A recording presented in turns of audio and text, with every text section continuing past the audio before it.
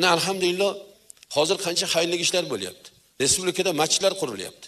Hashar yo'li bilan qurilyapti. Alloh rozi bo'lsin, qalbiga iymon to'lgan, Xudodan umidi bor boylar quriyapti. Fundamentdan boshlab turib quriyapti. Nariyoqdan kelgan pullarni qo'shmaylar, iloji boricha qo'shtirmaylar. Men o'zim qilaman deyapti. Mayli uni boshqa ishlatinglar deyapti. Shunaqa boylar bor. U nimaga? Oxiratdagi jannatdagi qasrdan umidvor. Allohning va'dasidan umidvor. Erkinlikka chiqqan sharq ayollari. O'shaning uchun men ikki taraflama aytyapman. Ikki taraflama bu qizlar rivojlangan, chotki, zo'r erkakka mana bunaqa motivatsiya beradi. Nima kerak bor bu? Tuqqan bo'lsang o'zing uchun tuqqansan. Yaxshi ko'rishcha yaxshi ko'rib, bog'lanib qolganman, yaxshi ko'raman. Shu uchun nima uchun yashayapsiz deganda, yaxshi ko'raman bo'ldi. U koshki o'sha ayol yaxshi ko'rish nimaligini bilsa-da. U masalan kaltaga yaxshi ko'radi, bu chidashga majbur. Da, yaxshi ko'rgan uradimi, kaltaylaydimi? Ha. No, mayli endi. Biz o sevgi nimaligini bilmaymiz. Sevgi bog'lanib qolish bor. Yashamaysiz. U narkotik. Mana narkotik. Azoblaydi, o'ldiradi, parchalaydi, no turolmayman. Turolmayman, lomka bo'ladi. Mana shu erkak men uchun narkotik. Giyohvand ayol. Endi giyohvand yo'q. Ayol erkakka anaqa uradigan maxluqqa bog'lanib qolgan bo'lsa, mana kaltaylaydi, uradi, lekin yaxshi ko'raman-da. Demak, bu narkotik. Meni azoblaydi, meni ko'kartiradi, uradi, qo'l ko'taradi. Nima yaxshi ko'raman-da? Nima narkotikni yaxshi ko'rasan? Lomka bo'ladi, ko'rmay tursa. Kalta yemay tursa. Erkakligingiz nimada sizni? Yolg'onchiligingizdami? Xiyonatkorligingizdami? Erkakligingiz nimada? Pul topishdami? Ayol hozir erkakdan ko'p pul topoladi. Yo, nima, men uni oldida o'zimni ayoldek his qilamanmi?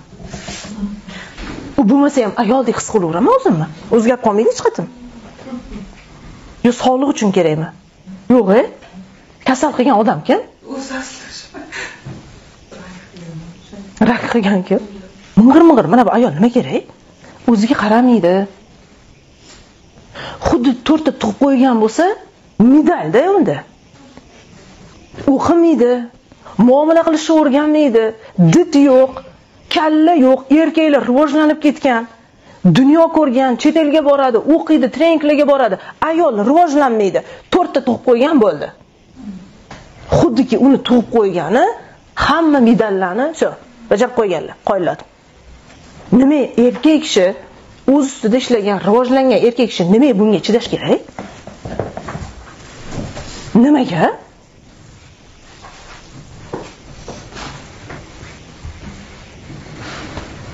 Mana oila nima uchun kerak?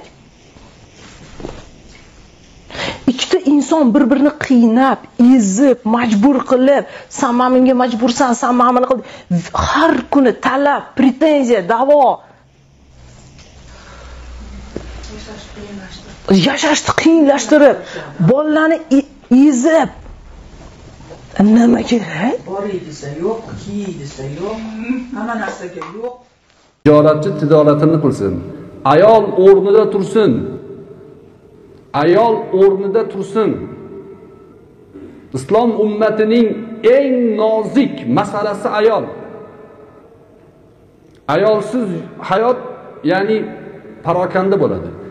Ummatning ichida ayol isloh bo'lsa, ummat isloh bo'ladi.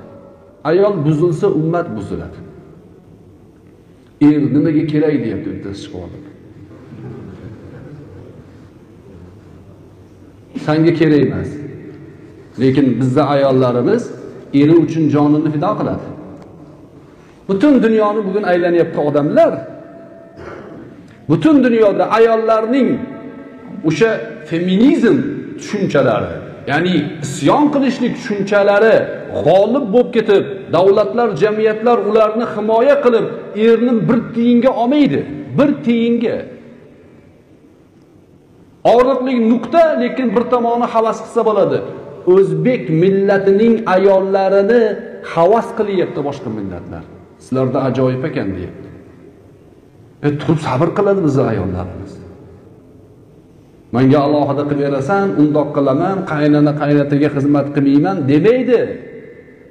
Demaydi. Musulmon mamlakatlarga boring, uylanaman desa, alohida joy qilasan deydi. Ota-onangning yuzini ko'rmayman men deydi.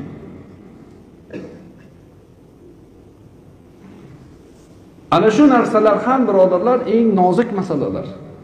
Ehtiyotimizni qilishimiz kerak, bizning qadriyatimizni, asliyatimizni bulg'aydi.